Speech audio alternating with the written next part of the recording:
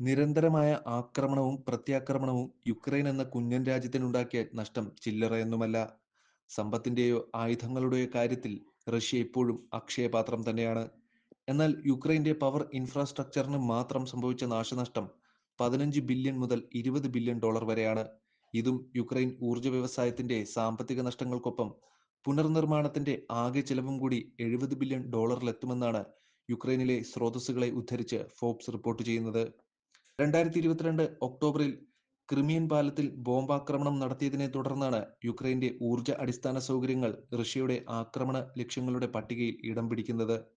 യുക്രൈന്റെ സൈനിക വ്യാവസായിക സമുച്ചയത്തെ തകർക്കാൻ ലക്ഷ്യമിട്ട് റഷ്യ രാജ്യത്തിന്റെ പവർ ഗ്രിഡിൽ നിരവധി ആക്രമണങ്ങൾ നടത്തിയതായി റഷ്യൻ പ്രതിരോധ മന്ത്രാലയവും വ്യക്തമാക്കിയിട്ടുണ്ട്.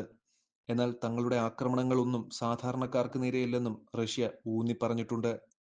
2024 തുടക്കത്തിൽ റഷ്യൻ ഊർജ്ജ അടിസ്ഥാന സൗകര്യങ്ങളെയും പാർപ്പിട പ്രദേശങ്ങളെയും ലക്ഷ്യം വെച്ച് യുക്രൈന്റെ തുടർച്ചയായ ഡ്രോൺ ആക്രമണങ്ങൾക്ക് റഷ്യ മറുപടി നൽകിയത് യുക്രൈനിയൻ പവർ പ്ലാന്റുകളെ റഷ്യയുടെ സൈനിക ലക്ഷ്യങ്ങളുടെ പട്ടികയിൽ ചേർത്തതാണ്.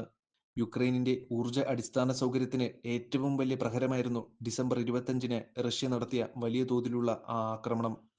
170-ലധികം മിസൈലുകളും ഡ്രോൺ ആക്രമണങ്ങളും അതിൽ ഉൾപ്പെടുന്നു.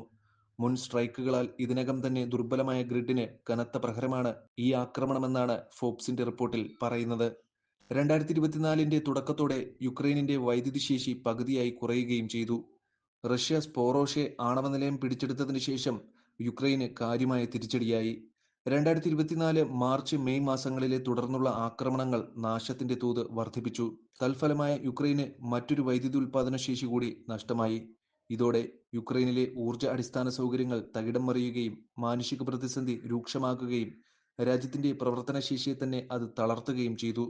യുക്രൈന്റെ ഊർജ്ജശേഷി ഗുരുതരമായി തകർന്നതായി ഇന്റർനാഷണൽ എനർജി ഏജൻസിയും UN മനുഷ്യാവകാശ കമ്മീഷണറുടെ ഓഫീസും സ്ഥിരീകരിച്ചു.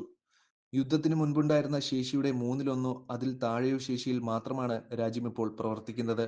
മാത്രമല്ല, ആവർത്തിച്ചുള്ള പണിമുടക്കുകൾ രാജ്യത്തെ ഊർജ്ജ സംവിധാനങ്ങളെ ഗുരുതരമായി ദുർബലപ്പെടുത്തി.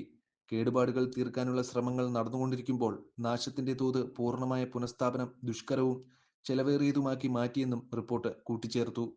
സ്വന്തം പുര കത്തുമ്പോഴും വാഴ വെട്ടാനിറങ്ങിയ സെലൻസ്കിക്ക് പക്ഷേ റഷ്യയിൽ കനത്ത പ്രഹരമാണ് ലഭിച്ചത്. റഷ്യയിലെ തന്നെ സ്മോലെൻസ്ക് മേഖലയിലെ സിവിലിയൻ ഇൻഫ്രാസ്ട്രക്ചറിനെയും ആണവോർജ്ജ കേന്ദ്രത്തെയും ലക്ഷ്യമാക്കി പാഞ്ഞെടുത്ത ഒന്നിലധികം യുക്രൈനിയൻ ഡ്രോണുകളെയും UAVയെയും റഷ്യ തകർത്ത് തരിപ്പണമാക്കിയാണ് സെലൻസ്കിക്ക് മറുപടി കൊടുത്തത്.